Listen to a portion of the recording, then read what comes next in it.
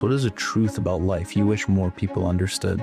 Stop looking for validation and you'll be happy. Drinking, smoking, stressed in the hospital. That's very similar to how a lot of people live right now. I was no longer that drinking buddy, and so I lost a lot of friends. You can have everything you want, money, health, good relationships, but if you don't have joy, you waste your life. Oh my God. In this video, I'm speaking with Deepak Chopra, one of the world's most influential spiritual leaders. After suffering from long and brutal hospital days that often ended in smoking and drinking in his 30s, Deepak began meditating and focusing on a more holistic approach to stress.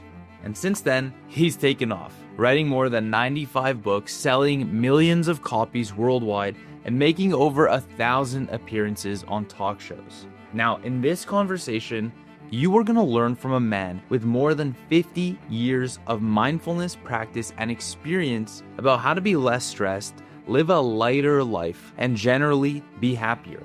Things I think all of us need a little bit more of today. How old are you?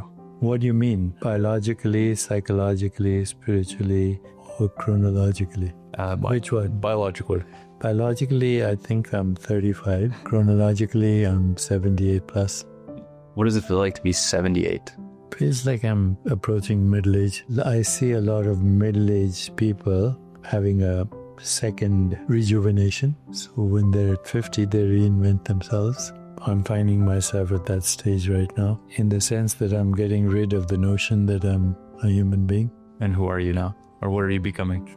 I'm the awareness in which a human being is a process, a verb. So I'm not a verb. I'm the awareness in which that verb is being experienced. Where do you think most people go wrong in the process of getting older and living a great life? Because I know there's a lot of unhappy people these days.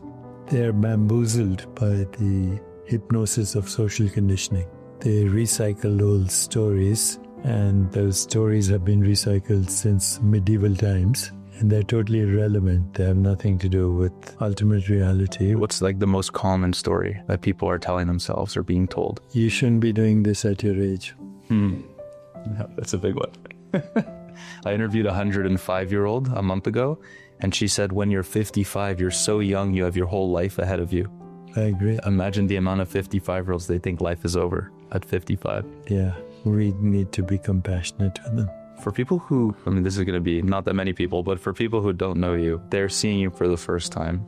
What do we need to know and understand about your childhood, the way that you grew up, in order to understand who you are today? Actually, I don't know who I am either. So if people don't know who I am, I'm still deciding what I'll do when I grow up. But my training is in medicine, neuroendocrinology, neuroscience, immunology, internal medicine, integrative medicine, health, healing, spirituality. Those are my hobbies. But as far as who I am, I think I'm the infinite having a local experience. We're all the infinite having a finite experience. Were you close with your parents? Very close. What is a piece of advice that your parents gave to you when you were younger that you still remember and still hold close to you today? Make your life a love story. But you didn't always do that.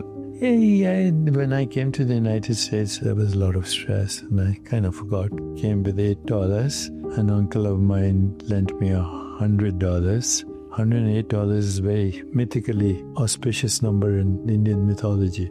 So I went to Paris and I spent it all in one night at the Moulin Rouge. So when I came to the United States, I had no money.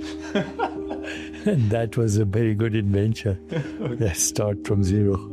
Oh my God. What was that like to build yourself up from zero? In that moment, it was stressful, but as I honed in on my surgical skills, I became like a bloodthirsty viper in the emergency room, waiting for the next trauma patient so I could practice my surgical skills. The version of you today must have been very different from the version of you in the hospital. I was reading Total Meditation, and the way you described your life, you're drinking, smoking, stressed in the hospital, that's very similar to how a lot of people live right now. It seems very different from how you live today. Can you walk me through that time? And was there a breaking point when you're like, I think I need to change, this is too much? Yeah, I wanted to fit in. So, those days, as residents and doctors, we would advertise cigarettes in medical journals.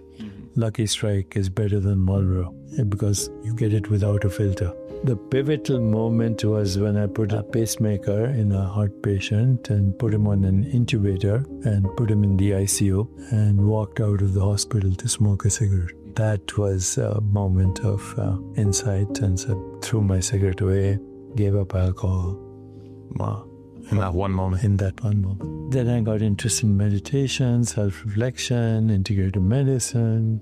When you see those versions of yourself around, like I'm sure you walk around New York, you walk around anywhere, you can see all these people are so stressed out. What do you think that they're not understanding about life? If they understood it, maybe it would make them happier, lighter, and feel less stressed. Well, the first thought that comes to me is where you are, I was, and where I am, you could be.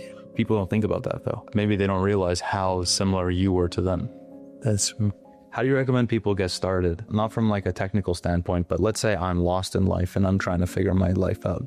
Take 5 minutes of silence, do nothing, and see what happens. God's language is silence. Everything else is poor translation.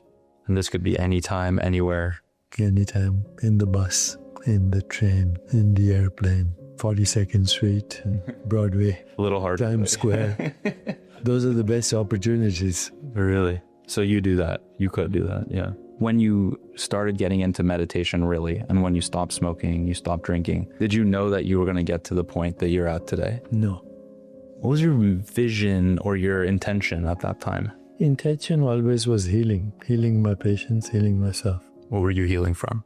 The trauma of the world. The trauma of the world. Because you have seen it so much in the hospital? Yeah, but you see it in the news every day. But you see it on social media. Everything from bullying to war to terrorism to racism to hatred to bigotry. We're recycling trauma since the Middle Ages. Now with modern capacities, we're risking extinction. What do you think people thought about you at that time when you started to meditate? I mean, you're in this hospital full of people working, and then you decide, I'm going to make a change. What did your friends think, your coworkers? So my coworkers were upset because I was no longer their drinking buddy. And so I lost a lot of friends. But, I didn't care.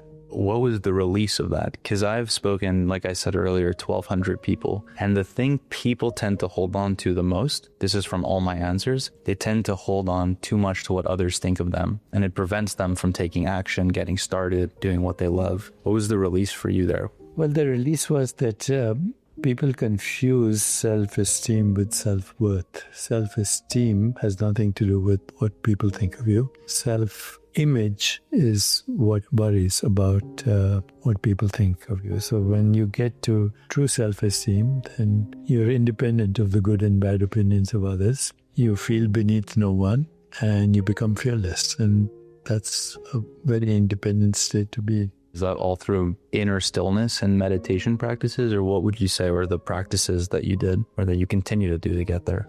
It was mostly through reflective inquiry. Who am I? And what do I really want? And what is my purpose in life? Some of the most fundamental questions we have is like what you just said. I think if you figure out who you are, what you want, and you know how to get what you want, you're set in life. Yeah, but I'm still trying to figure it out. It's an everlasting question, but I mean, you've definitely... Evolution is a never-ending horizon. When you get to the horizon, there's the next one. Do you think people have the answers? They just maybe are stored in the back of their mind? Or do you think we have to find the answer somewhere? You don't need the answers. You just need to live the questions, which is what I do. And then life moves you to the answers, either through a situation, circumstance, event, relationship. But when you get there, you realize that that's not the final answer. The answer is never-ending horizon. And at that time, you also realize that the point of arrival is always now. I'm trying to think of the person who's listening or watching this is going, my life, it's not bad. It could be better. How does that person take the first step? Enjoy the process and not worry about the outcome. So if you ask yourself, am I enjoying what I'm doing right now? Is it making a difference? It is helping me. It is helping others. That's all that counts. Don't worry about the end point, because when you get to the end point, there'll be many other end points. So if you're not enjoying the journey, if you're not enjoying what's happening right now, when you get to where you want to get, you won't enjoy that either. I totally understand that. I think there's focusing on being successful, there's focusing on being happy. I don't think they're the same. You got to put effort in both. Happiness is the most natural state of our being. You don't have to put any effort into it. Stop looking for validation and you'll be happy. What is something that when you were younger, you're 78, what is something that you put a lot of importance on when you were younger, and as you got older, you realized wasn't worth worrying about? Exacting plans, driving ambition, hard work, discipline, which all I believe are the last refuge of failure. You don't believe in that the same way now? Not at all. I trust in the universe unfolding through me. Is it fair to think that way when you're my age? Let's say I'm 26. Is it fair to have that same mentality as well? Or is that something that you acquire or accept once you've achieved the successes that you have? Well, if you're 26, you're doing way better than I was. I was your age. Way better. The fact that you ask these questions, that you're aware of this, I didn't give a I've been journaling for 10 years, and that was my breaking out. Yeah, no. So you're way ahead. And I think if you don't know who you are and what you want, you'll never break free. Yeah, congratulations. Or as I said, every generation recycles some of the old, but also hopefully improves it. Yeah. Thank you.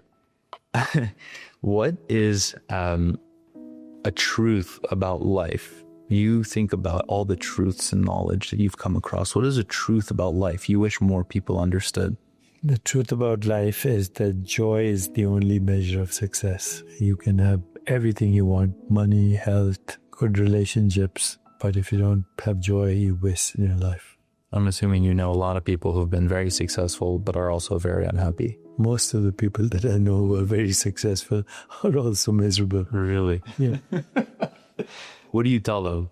Well, you have to redefine success as joy, as the progressive realization of worthy goals, as the ability to love and have compassion, and be connected with your soul, which is the creative center of everything that happens. That sounds amazing. And I think being happy means being successful. But what about when you've got a battle, making money, maybe starting a family, maybe the evolution? How do I define success as joy while also growing my life? Well, first of all, look at every adversity as an opportunity for some greater benefit. Reframe your adversities as challenges. Reframe your challenges as opportunities. Secondly, don't be obsessed with money. The money will come if you pursue what is true to yourself. Money is a byproduct. It's not an end goal in itself. Have meaning and purpose in your life and try and make other people happy. That's the key. Having said that, for entrepreneurs who want to start a business and make a lot of money, I say, are you a copycat or do you have something original? If you're doing it just because you think it's a good idea and you make a lot of money, forget it. Where do you harness your creative ideas from? If I wanted to be different, how would you recommend someone thinks about that, or where do they get that creativity from? Ask yourself, what am I good at? What if I had all the money in the world and all the time in the world? How would I sing my song, not worrying who listens or what they think? And how would it help the world? I have a group practice. I do use AI to help people. I have my own AI which acts as a health coach. It's called deepakchopra.ai.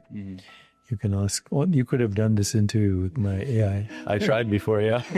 I don't think I need you anymore.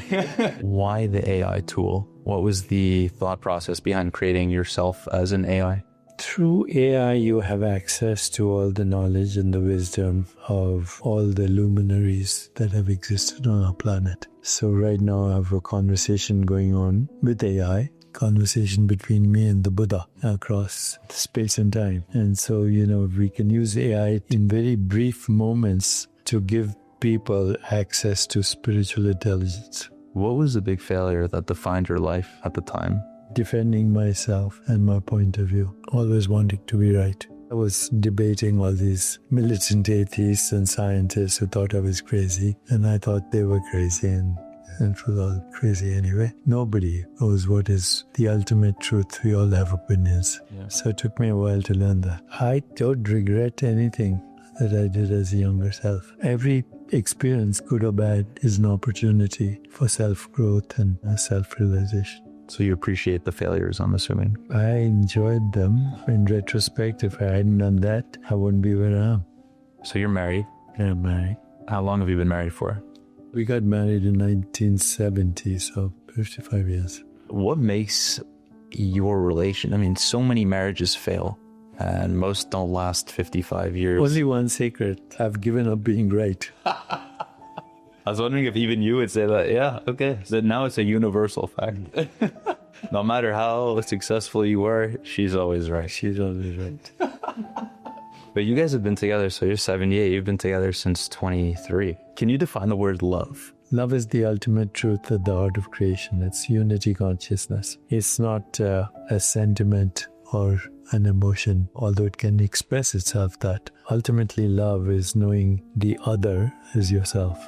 When you think about your wife, you've been with her 55 years. What is it about her that you love? She minds her own business. Do you make your wife talk to your AI? No, I don't. I don't make her do anything. Thing is about love is what the other person thinks of you is none of your business. So what you think about me is not my business, your business. And if I can relate to that, then I will love life. I know it's a complicated question. It's loaded, but if you had to simplify it to a simple science, what do you think makes a great life? Take it easy.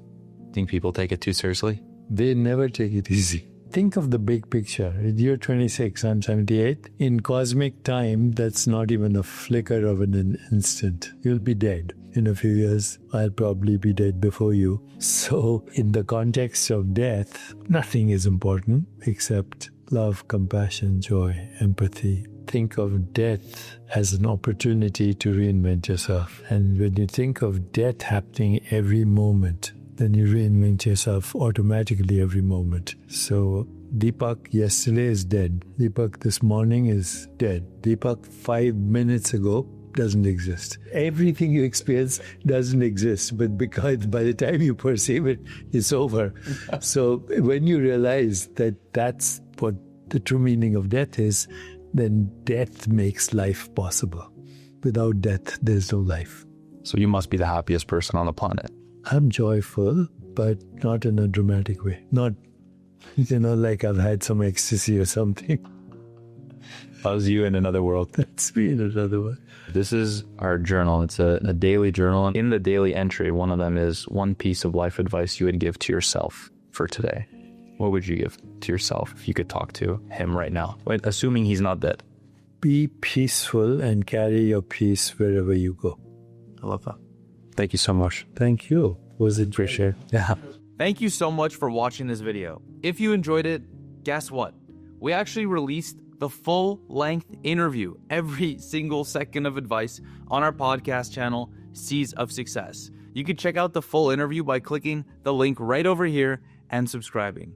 Thanks again, and see you next week.